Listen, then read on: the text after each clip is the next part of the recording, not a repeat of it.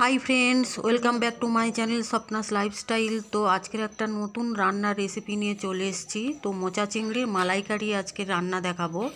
তো তার জন্য আমি মোচা চিংড়ি ভালো করে কেটে ধুয়ে বেছে নিয়েছি, নারকেল কেটে নিয়েছি, সর্ষের তেল, লঙ্কা গুঁড়ো, হলুদ গুঁড়ো, জিরে গুঁড়ো, ধনিয়া গুঁড়ো, সামান্য চিনি, স্বাদমতো লবণ এবং কাঁচা লঙ্কা, সর্ষে, আদা রসুন পেস্ট একটা করে নিয়েছি, আর কাঁচা লঙ্কা আর সর্ষেও পেস্ট করে নিয়েছি। তো চলো এবার রান্নাটা করা যাক। তো চিংড়ি মাছগুলো, মোচা চিংড়িগুলো আমি ভালো করে হলুদ আর লবণ মাখিয়ে নিলাম। এবার কড়া গরম হতে আমি তেল দিলাম, সর্ষের তেল। তো তেল গরম হতে আমি চিংড়ি মাছগুলো হালকা করে আস্তে আস্তে ভেজে নেব, বেশি করে ভাজবো না, কারণ বেশি ভাজলে চামড়ি হয়ে যায়। তো হালকা করে আমি চিংড়ি মাছগুলো ভেজে নেব। তো আমি এক এক করে চিংড়ি মাছগুলো ভেজে নিচ্ছি, হালকা করে ভেজে আমি তুলে নেব।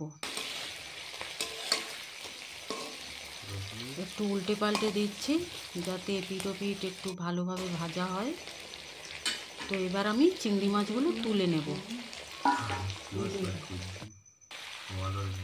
তো আমি তুলে নিচ্ছি এবার চিংড়ি মাছগুলো।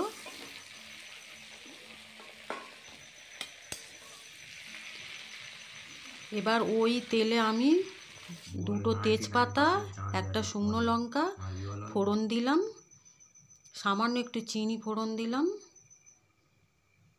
দিয়ে এবার আমি পেঁয়াজ আদা রসুন পেস্ট আমি দিয়ে একটু ভালোভাবে কষিয়ে নেব।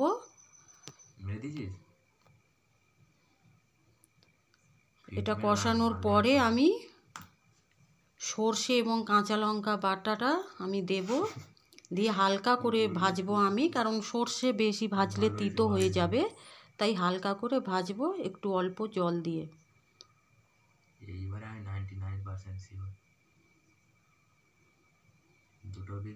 হালকা করে আমি ভেজে নেব, আর সব মশলাগুলো আমি দিয়ে দেবো। হলুদ গুঁড়ো, লঙ্কা গুঁড়ো, জিরে গুঁড়ো, ধনিয়া গুঁড়ো, স্বাদমতো লবণ আর সামান্য চিনি দিয়ে একটু ভালো করে কষিয়ে নেব।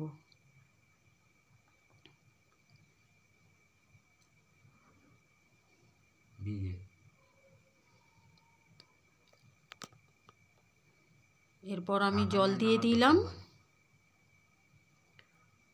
এবার একটু ফুটে উঠলে আমি ভাজা মোচা চিংড়িগুলো আমি দিয়ে দেব।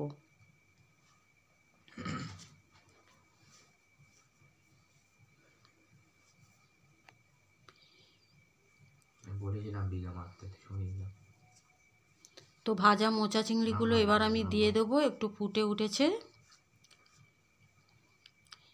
এরপরে আমি নারকেলের দুধটা বের করব। নারকেল আমি কুড়ে নিলাম, হাত কুড়ুনির সাহায্যে নারকেল কুড়ে এবং অল্প অল্প জল দিয়ে আমি নারকেলের দুধটা চেপে চেপে বের করে নিলাম। হালকা একটু সর্ষের তেল দিচ্ছি, অল্প কাঁচা সরিষার তেল।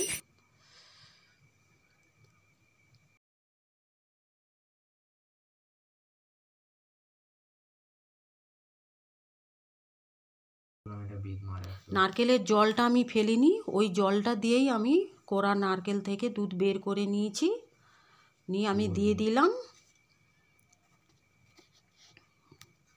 এবার একটু ভালোভাবে ফুটতে দেব।